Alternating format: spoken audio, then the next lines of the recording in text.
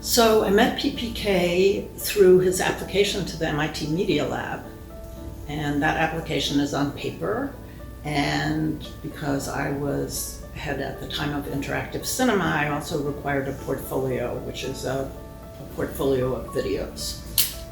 So I reviewed all of that material and I thought he was a potentially interesting candidate. So we set up a phone conversation and Pengkai spoke very well. He was fluent, but he wasn't really fluent. Anyway, I went home and I was still mulling this over. China at the time was a pretty important country that was getting more increasing visibility, and I thought it would be really important to have a student from mainland China at the Media Lab.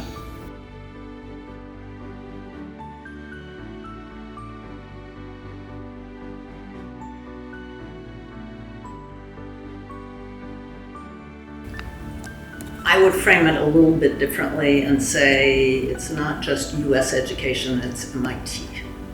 MIT is a hotbed of engineering. They also do have the humanities, but they have their own way of teaching almost everything. Math is taught differently than it's taught elsewhere, and certainly computation is. At the time, they had a wonderful course, Introduction to Computation, and it was about sort of the spirit of the computer. How did you have to think about a computer? And you got to program quite a bit in the course, but the course was not about learning a computing language. It was about thinking about computation. And I think as a Chinese student, he needed to learn how to make an argument. That was not something that he was familiar with. How to have a hypothesis and then gather evidence and then evaluate your hypothesis. So all those things were new to him, and I think it was the first year certainly was very tough.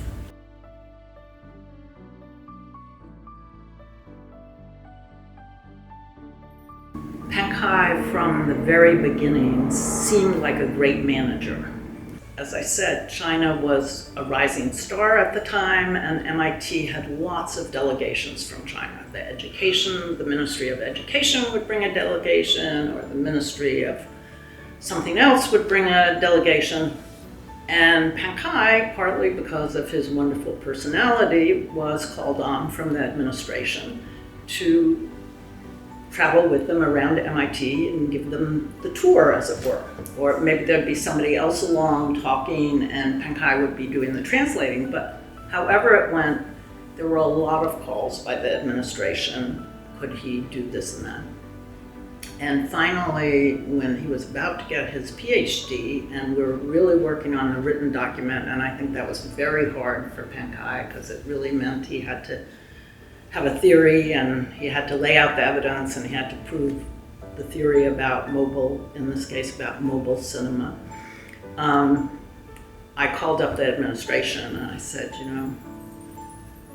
you've got to lay off Pengkai, you've got to find somebody else who can take these tours around.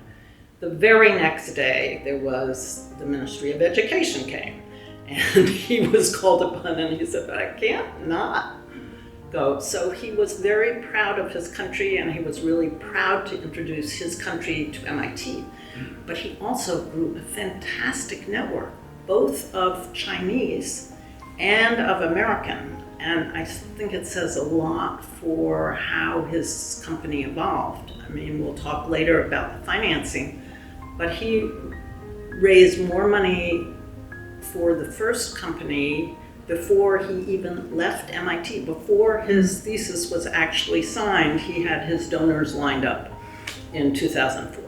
And it was quite like the first time we came to his offices. When Evan and I came to his offices, the first place he had an office, there was the front room, which was all bustle with lots of Chinese people talking to each other and going, very young people, and going and doing things. And then the back office was the engineers, very serious, okay, this is the problem with the system and so on.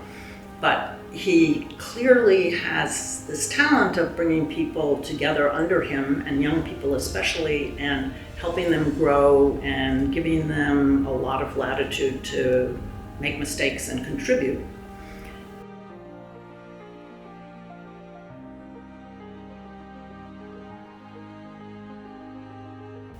before he graduated, he had this idea of Saybot, and he was actually raised the money before he graduated, got people like me involved, and Nicholas Negroponte as an investor. I thought that was pretty impressive for a recent graduate. What attracted me to Saybot was they were using technology to teach. Education has always held a bit of a attraction for me, at least the problem. I think in this country, the education system is not meeting its need, and they are not using technologies. I'm thinking of the primary education. Here's somebody who was doing that. I thought it held great promise. I really liked being involved in what was going on. So when it started, we were going to use the telephone to teach people the little smartphone to teach people how to speak another language.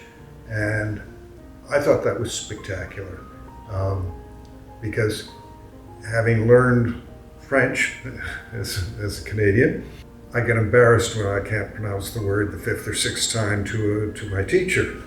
But to an inanimate object like a phone, I'm willing to spend a little more time, and I'm not going to be embarrassed.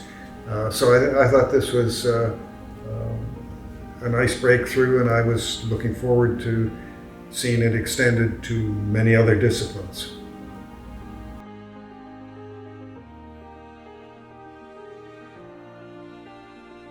I think there's so many different ways of learning. We as human beings, we're dying to learn. From the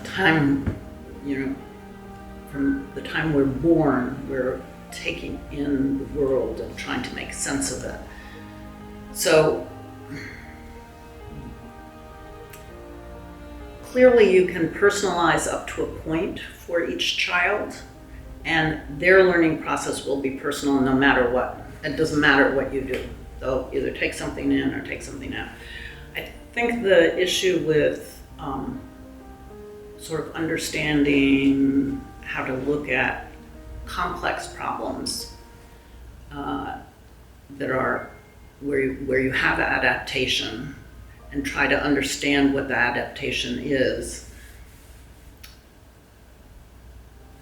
I sort of feel that you can do that using things like virtual worlds. But I don't know that inspires, I don't know what it is that inspires the next phase of learning. So you get done figuring out this thing, then what makes you want to go on? I sort of have a feeling that today, because the phone is such a powerful instrument, that it's also important to put the phone down and just see the real world in real time, communicate with individual people, not just message. And I think that balancing those is often something that children are challenged by.